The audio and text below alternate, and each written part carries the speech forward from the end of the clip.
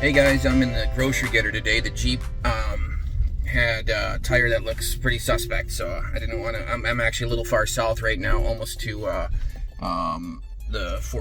little west of Fort Lauderdale. So customer called and said that they lost power on the whole house. The main breaker tripped.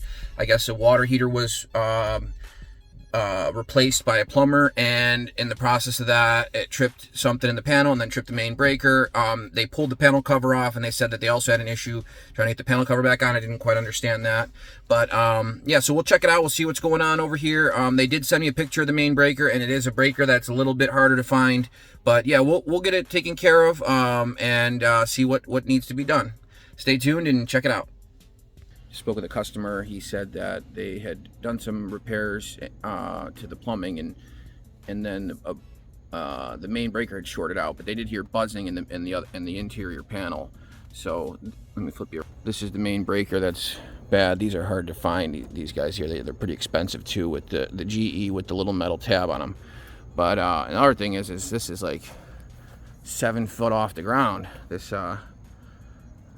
meter and panel and stuff, which is pretty high up there. But anyway, so I'm gonna check this out and then open up the interior panel. They said they heard buzzing before on the interior panel, so I'll check that out, see what the issue is, and let you guys know as I find it. Said that when they were putting this panel cover back on after they replaced the water heater, he thought that they had hit one of the feeders with the panel cover screws, which this one here is not a panel cover screw. It looks to me like maybe a toggle bolt or a wood screw, which that's a pretty common occurrence when that happens. Let's check it out. Let's see. And these ones are correct panel screws. Yeah, these are wood screws, so that's not surprising. The wood screws always pierce THHN sheathing or THWN sheathing very easily. And it's long. It's about as bad as it could be. Yeah. So that's the wrong screw for that.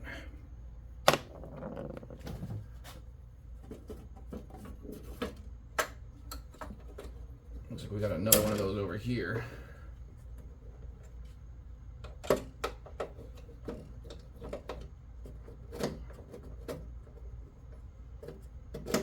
The one thing that's concerning me is the customer also had stated that, actually the tenant, I guess there was some buzzing sound in this panel, so that's one of the main reasons why I'm checking it out beforehand. And that was previous to the issue where the panel cover screw damaged the wire. So it's a little concerning. A lot of times when you hear that buzzing sound, it could be, indicate something more dangerous is going on. We'll find out if that's the case. All right. I'm going to check behind some of these breakers too to see. Let's peel this off and see what it looks like. So this was the culprit. They use rubber tape too to do this repair here.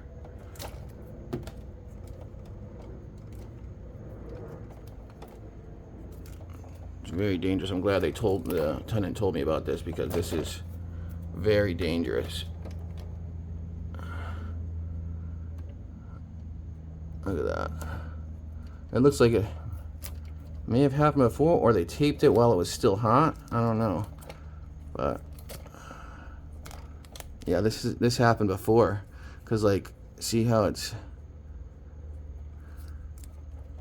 I mean, I could snap this.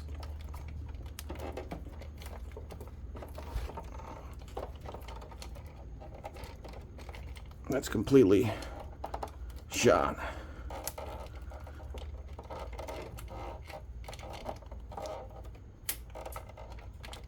So that's not good.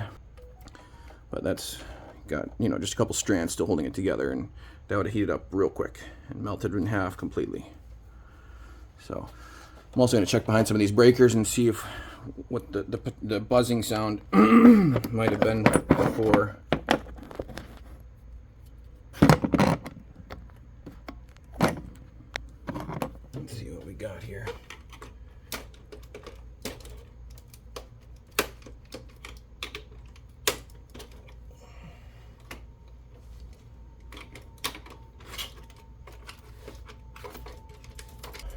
Yeah, you can see it burned right there.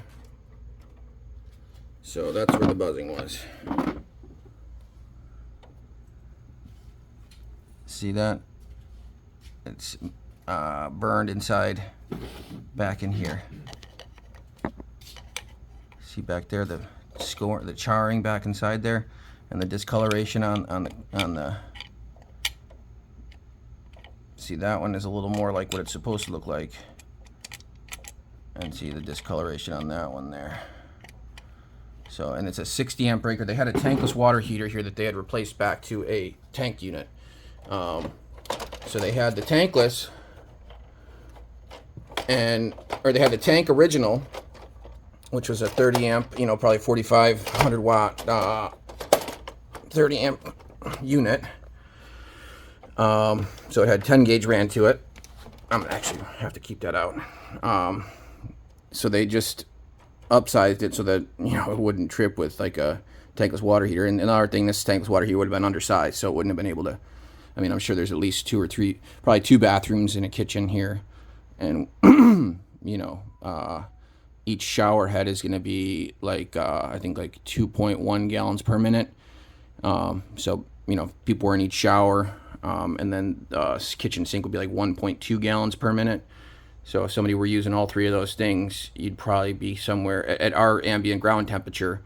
You know, you'd be somewhere around like 5. You know, well, yeah, 5 and change gallons per minute. And with our ambient ground temperature, with one that would be able to be ran on 160 amp breaker, it's probably like I don't know, like maybe a 13 kW or a 15 kW tankless water heater. So in that scenario, the maximum one of those could output would be maybe 2 to 3 gallons per minute. So you'd be dramatically undersized. So it'd be running all the time. And they had it on, and that's an inductive load, or I'm sorry, a resistive load. So that's, you know, calling for all that. So anyway, 10 gauge wire, I'm surprised. That's not good. So anyway, we'll get it straightened out. At least it's back to a tanked unit now, and it'll be, you know, it'll call for less power over a longer period of time. So I'll have to figure this guy out here. So anyway, stay tuned.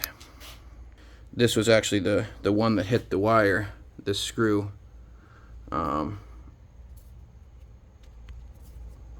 So it's a wood screw, and the copper melted into it. That's why we're not supposed to use wood screws. This is the other wood screw that was the same wood screw. It didn't hit anything. Here, I'll hold them both. So yeah, this caused that. When you use the wood screws, you're almost, and especially ones, you know, a 2-inch, you know, what is that, like a number 6 2-inch wood screw. So you're asking for trouble if you do that. You know, you need to have the correct panel cover screw, which is this guy here. But anyway, we'll get it straightened out. It's created by that. See that? So nice and cool. All right, so we're good to go here. I'm going to close it up, and we'll be back to replace this panel and make sure the customer has safe and reliable power. Thanks for watching. Up here, as you can see, this is the melted spot. Customer is happy. Got the power back on for him. Closed everything up. As you can see, let me flip you around.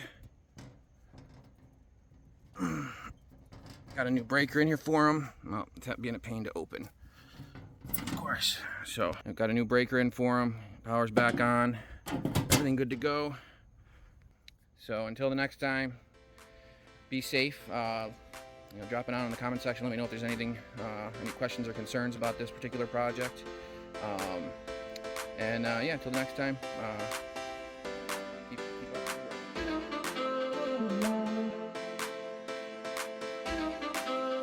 work.